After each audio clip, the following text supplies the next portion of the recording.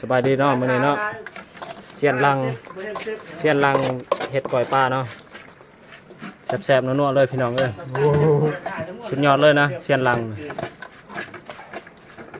เนาะ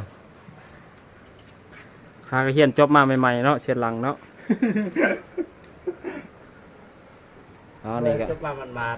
นี่ก็เสียน4,000เนาะปิ้งปลาโอ้ยแต่เสียนนี่เนาะผลงานมื้อนี้เนาะผลงานเฮามื้อนี้ได้บ่หลายปานใดพี่น้องเอ้ยพอได้กินอยู่บ่หลายปานใด